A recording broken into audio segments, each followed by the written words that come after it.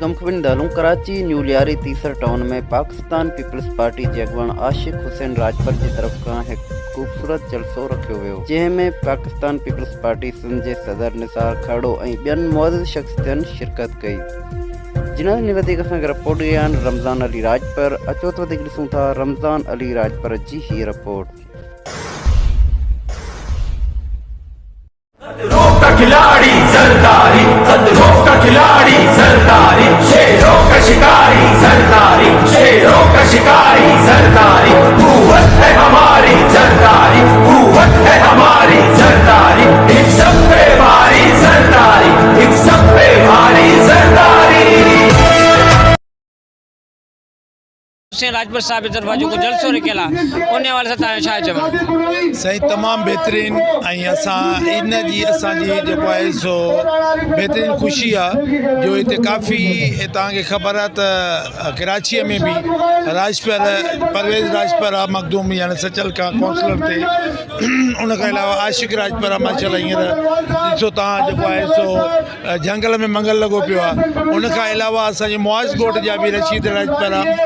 तक़रीबन असां जूं 6-7 सीटूं जेको आहे तो कराची में बि असां ख़ुशि नसीब राजपर आहियूं। ऐं उन सां गॾो गॾु आउं राजपर बिरादरीअ खे बि चवंदुसि त पाण में एको कयो, ॿधी कयो, बचड़नि खे पढ़ायो, अॻिते अचो। जीअं जेको आहे सो जीअं आशिक राजपर अहिड़ा प्रोग्राम कया आहिनि, मां चाहियां थो हर जॻह ते जिते राजपर बिरादर आहे उते अहिड़ा प्रोग्राम करे। मां जस ॾियां थो जियो टीवी जे तस्वीर सां उन जियो टीवी जी पूरी टीम खे त जंहिं जेको आहे सो बहितरीनु हिकिड़ो कारकर्दगी करे वक़्तनि में वक़्तनि बहितरीनु जेके राजपर जा प्रोग्राम आहिनि उहो अॻिते नेट ते आणींदा आहिनि ऐं उन्हनि खे ॿुधाईंदा आहिनि, ॻोठनि ते प्रोग्राम कंदा आहिनि। चाहे उहो सैलाब हुजे, चाहे उहो ॿोॾि हुजे, चाहे ख़ुशी हुजे, उहो गम हुजे, जियो टीवी राजपर हुन सां गॾु हूंदी आहे। मां मशहूरु आहियां उनजे इन तस्वीर सां। मां हिकिड़ो अर्ज़ु कंदुसि त तव्हां जेतिरो थी सघे जेको हिते कराचीअ में पंहिंजा वोट दाख़िल करायो।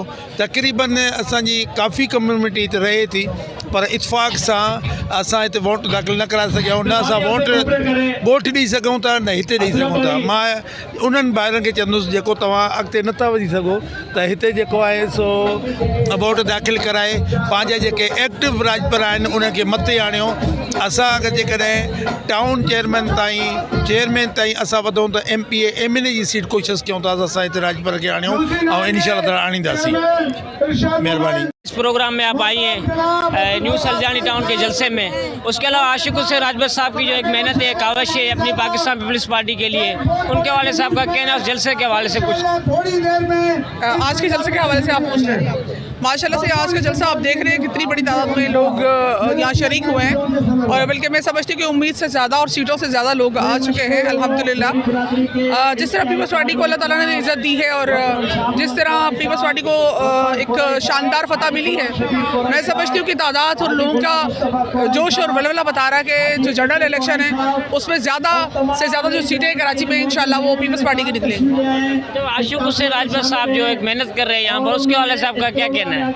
जी सॉरी, आशिक हुसैन राजपर साहब की जो जलसा यहाँ पे किया हुआ है उनके लिए थोड़ा सा देखिए, राजपर जैसे हमारे माशाल्लाह से बहुत सारे वर्कर और कारकुन ऐसे हैं जो मेहनत कर रहे हैं और जिनकी मेहनतों और काविशों की वजह से इतनी बड़ी कामयाबी हमें मिली है। तो उसमें एक आशिक हुसैन राजपर साहब भी हैं और मैं उनको भी खराज तहसीन पेश करती हूँ कि जिस तरह उन्होंने मेहनत की है, जिस तरह लोगों को यूनाइट किया है, जिस तरह उन्होंने ग्राउंड पे काम किए हैं, जिसका रिजल्ट अल्लाह ताला ने हमें इस फतह की सूरत में दिया है।